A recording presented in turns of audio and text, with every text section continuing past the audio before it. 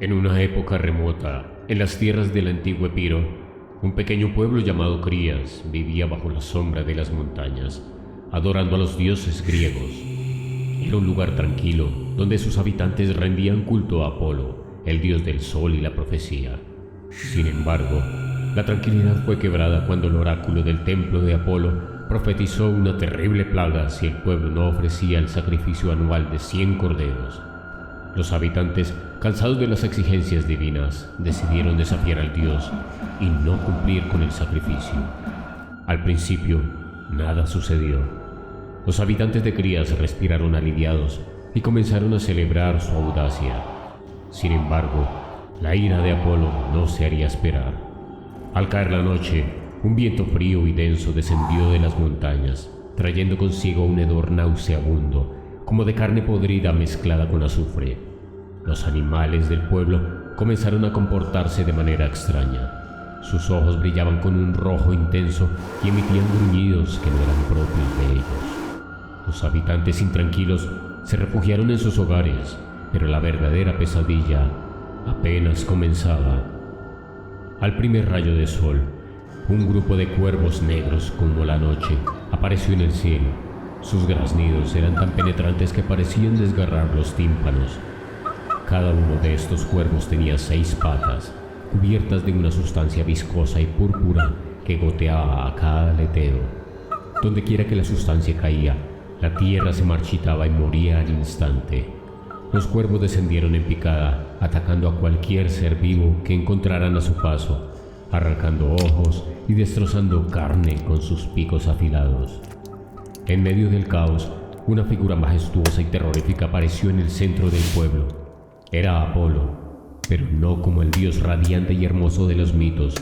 Su rostro estaba deformado por la ira, sus ojos brillaban con un fuego verde y su piel irradiaba un calor abrasador.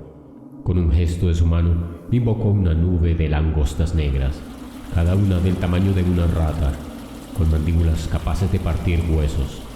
Las langostas se lanzaron sobre los cultivos y las reservas de comida, devorándolas en cuestión de minutos. El hambre y la desesperación se apoderaron rápidamente de Crías.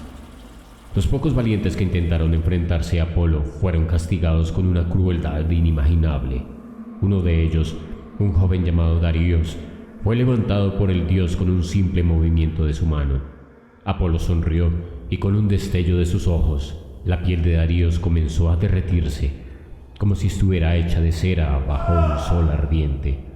Sus gritos resonaron por todo el pueblo mientras su carne goteaba y caía al suelo en trozos sanguinolentos. No satisfecho con el sufrimiento infligido, Apolo desató a sus criaturas más temibles, los escorpiones de fuego. Eran del tamaño de un perro grande, con 8 patas puntiagudas y una cola que terminaba en un aguijón goteando veneno verde fluorescente. El veneno de estos escorpiones no solo mataba, sino que causaba una agonía indescriptible antes de la muerte. Las víctimas se retorcían en el suelo, sus cuerpos convulsionando mientras la sangre brotaba de sus ojos, nariz y boca. La sangre cubría las calles y las paredes de las casas, y un silencio mortal se apoderó de Crías. Apolo, satisfecho con su venganza, desapareció en un destello de luz, dejando atrás un pueblo en ruinas, sumido en el horror y la desolación.